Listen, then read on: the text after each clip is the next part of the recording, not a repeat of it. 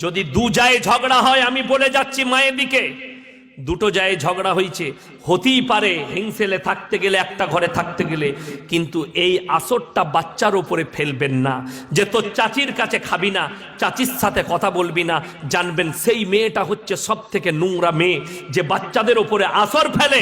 তুমি তোমার চাচার সাথে কথা বলো না, চাচির সাথে কথা বলো না, এই মেয়েটাই হচ্ছে কুলচ্ছনে মেয়ে, এর দ্বারা কখনো সংসারে বরকত আসতে পারে না। তুমি বলবে তোমার মায়ের, ছোট মায়ের সাথে আমার ঝগড়া হয়েছে, কিন্তু তোমরা কিছু বলবে না, সম্মানের সঙ্গে কথা বলবে। তোমার চাচি হয়, তোমার ছোট মা হয়, তোমার বড় আব্বা হয়, তোমার চাচা হয়, তুমি চাচার সঙ্গে উল্টো পাল্টা কথা বলো না, সম্মান দিয়ে কথা বলবে। এটা হচ্ছে সুশিক্ষা। আর যদি যে মেয়েরা কুশিক্ষা দিবে, সেই ছেলেটাই একদিন তোমার মুখে জুতো মারবে, সেই মেয়েটাই তোমাকে ঘৃণা করবে। আমার মা কুশিক্ষা ছাড়া সুশিক্ষা কোনোদিন দেয়নি। আমার মা আমাদিকে খারাপ শিক্ষা দিয়েছে, ওই জন্য সবাই নিয়ত করুন সুশিক্ষা দেবো, জোরে বলুন ইনশাআল্লাহ।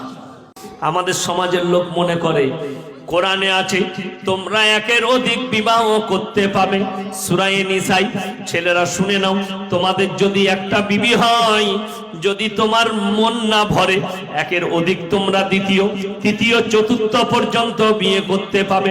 আমার মায়েরা, শিক্ষিত মায়েরা, বোনেরা মনে করে ইসলাম কঠিন খারাপ কাজ করেছে, একটা পুরুষ কেমন করে 4টা বিয়ে করবে, একটা বিবির সঙ্গে ভালো ব্যবহার রাখা।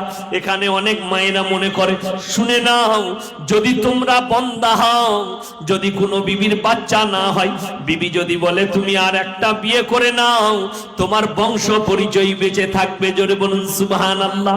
আল্লাহ রাস্তা রেখেছেন, কিন্তু কোরআনে বলেছে সূরা নিসার মধ্যে, যদি তোমাদের মনেতে সন্দেহ হয়, এই ক্লিকটা মায়েরা ভালো করে শুনবেন আপনাদের জন্য। যদি আজকে ভালো করে না বুঝতে পারেন, কালকে মোবাইল খুলবেন, রেকর্ডিং হচ্ছে, কালকে জলসা পাবেন, শুনে নিবেন মোবাইলে, ঘরে কানে লাগিয়ে ভালো করে শুনবেন। যে মায়েরা খারাপ কমেন্ট করে, ইসলামে খারাপ কাজ করেছে, কোরআনে বলেছে 4টা বিয়ে করতে পাবে। আমার পুরুষ ভাইয়েরা, মরদরা শুনে নাও, একের অধিক যদি তোমরা বিয়ে করতে চাও, যদি তোমাদের মনেতে আশঙ্কা থাকে আমি দুটো বিবিকে সমান চোখে দেখতে পারবো না, তখন তোমাদের জন্য একটা বিবি যথেষ্ট, তোমরা দ্বিতীয় বিবি করতে যেও না। আমার নবী, বিশ্ব নবী একসঙ্গে 9 জন বিবি, জোরে বলুন সুবহানাল্লাহ, হুজরা খানায় বসে আছেন। 9 জন বিবি একসাথে নবীজির চারিদিকে বসে গেছে।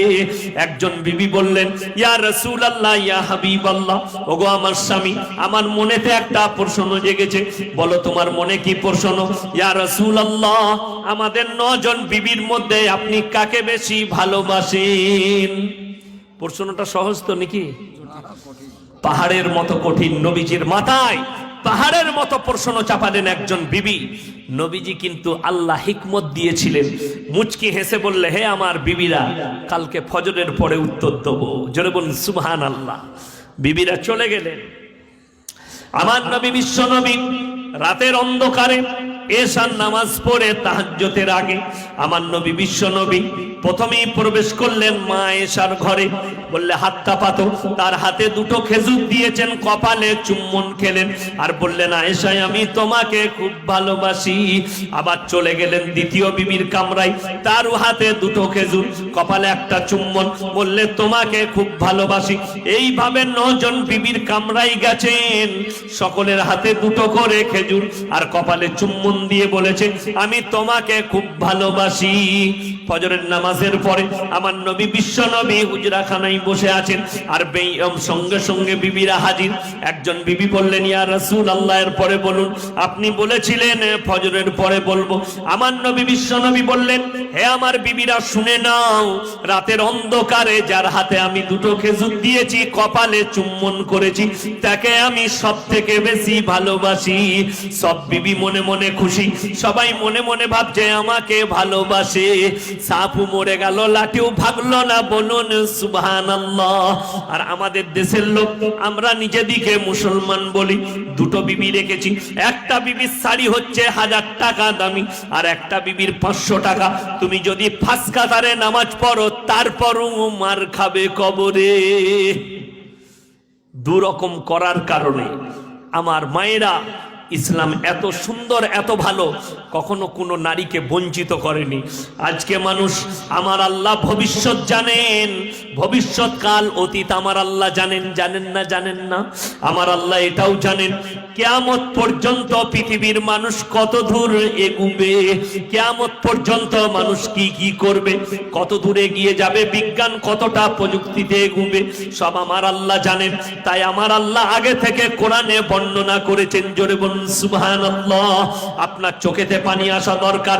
আমার মায়েরা যারা কোরআনকে চিনতে পারোনি, যারা আমার আল্লাহকে চিনতে পারোনি, কোরআনকে জিজ্ঞেস করে নাও। আমার আল্লাহ এই জন্য তিনটে বিবি, তিনটে থেকে চারটা বলেছেন। এই জন্যই যদি তোমার বিবি বন্ধা হয়, বাচ্চা না হয়, তুমি আর একটা বিয়ে করে তোমার বংশ বাঁচাতে পারবে। যদি সেটাতেও না হয় তাহলে তুমি আর একটা করো, যদি সেটাতেও না হয় তুমি আর একটা করো। বিবি যদি ক্যান্সার হয়, বিবি যদি অসুস্থ হয়, আর বিবি অর্ডার দেবে আপনি আর একটা বিয়ে করুন নিজের নাফসের খায়সাতের জন্য, তোমার শরীরের যৌবনের জন্য, আপনি আর একটা বিবাহ করুন। শরীর ডাক্তারে যদি নিষেধ করে তুমি তোমার বিবির সঙ্গে মিলামিশা করতে পাবে না। বিবি বলবে আমার স্বামী তোমার কষ্ট হতে পারে, আপনি আর একটা বিয়ে করুন, আপনার জায়েজ আছে। কিন্তু শুনে রেখে দাও, আজকে পৃথিবীর দিকে তাকাও, যাদের বাচ্চা হয় না, একটা বিবি বাচ্চা নাই। অনেক মুসলমান আছে, বেঈমান মুখারাম আছে, তারা টেস্ট মেশিনের বাচ্চা নিচ্ছে। আল্লাহর কসম করে বলছে ওই বাচ্চাগুলো হারাম বাচ্চা, ওই বাচ্চাগুলো শরীয়ত মোতাবেক হারাম। ওই টেস্ট টিউবের বাচ্চাগুলো জারদ সন্তান, কখনো হালাল হতে পারে না। যদি তোমার স্ত্রী বন্ধা হয়, বাচ্চা না হয়, তুমি আর একটা বিয়ে করে হালাল সন্তান নাও, কিন্তু তোমরা হারাম পথে যেও না। জোরে বলুন সুবহানাল্লাহ। আমার আল্লাহ নারী দিকে কখনো বঞ্চিত করেনি।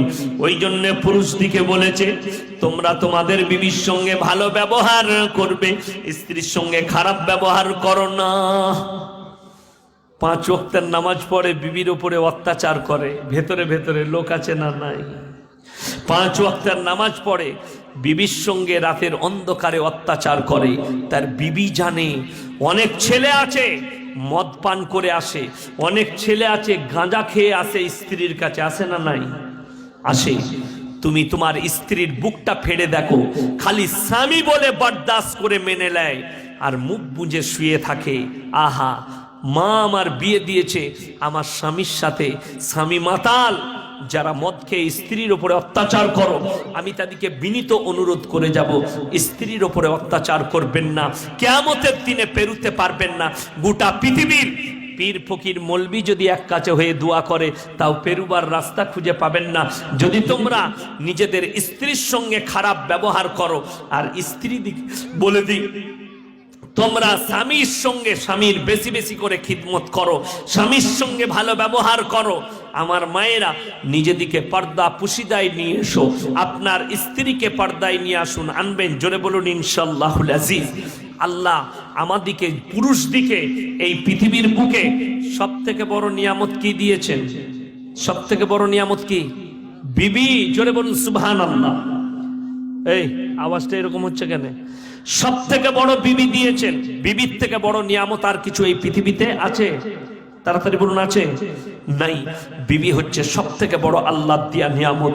যদি আল্লাহ বিবি না দান করতেন, পুরুষকে যদি যৌবন দিয়ে ছেড়ে দিতেন, মানুষ পাগল হয়ে কুকুরের মতো মারামারি করত, মানুষ পাগল হয়ে হিংস্র হয়ে যেত, হিংস্র প্রাণীর মতো একে অপরকে ছেড়খামি করত।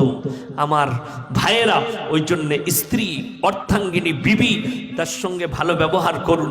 স্ত্রী রাতের বেলায় স্বামী স্ত্রী গলা ধরে গল্প করে ঘুমিয়ে যান। যারা মুখে মুখ লাগিয়ে গল্প করতে করতে ঘুমোয়, আমার নবীজি বলেছেন আল্লাহর ফেরেশতারা তাদের জন্য ফজর পর্যন্ত মাগফিরাতের দোয়া চাই। জোরে বলুন সুবহানাল্লাহ।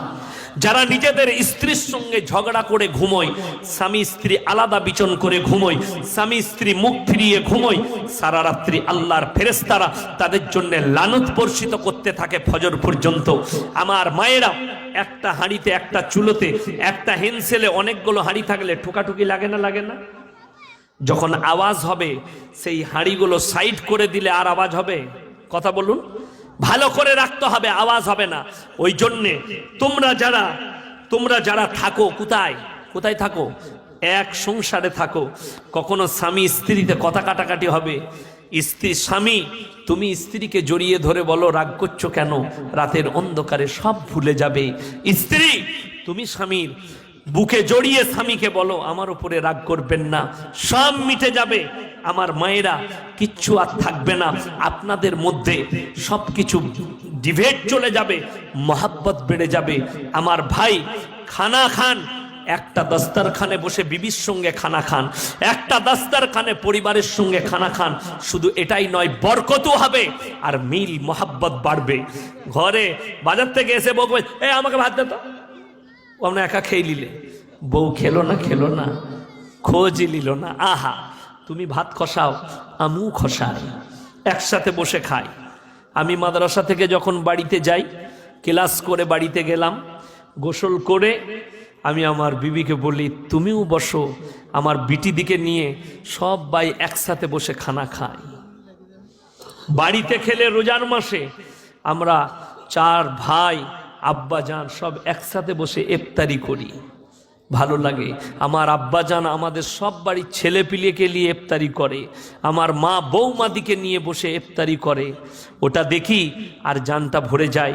আল্লাহ জানো আমার আব্বার মৃত্যুকাল পর্যন্ত আমাদের পরিবারকে এরকম রাখে।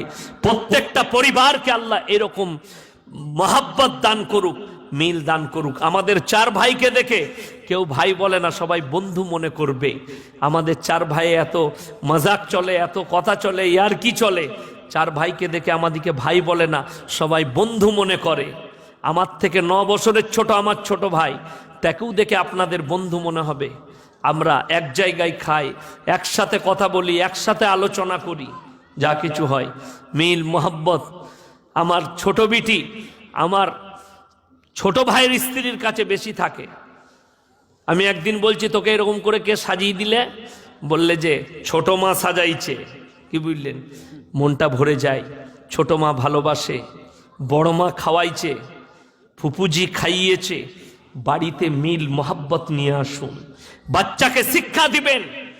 যদি 2 জায়ে ঝগড়া হয়, আমি বলে যাচ্ছি মায়ের দিকে, 2টো জায়ে ঝগড়া হয়েছে, হতেই পারে হিংসেলে থাকতে গেলে, একটা ঘরে থাকতে গেলে, কিন্তু এই আসরটা বাচ্চার উপরে ফেলবেন না যে তোর চাচির কাছে খাবি না, চাচির সাথে কথা বলবি না।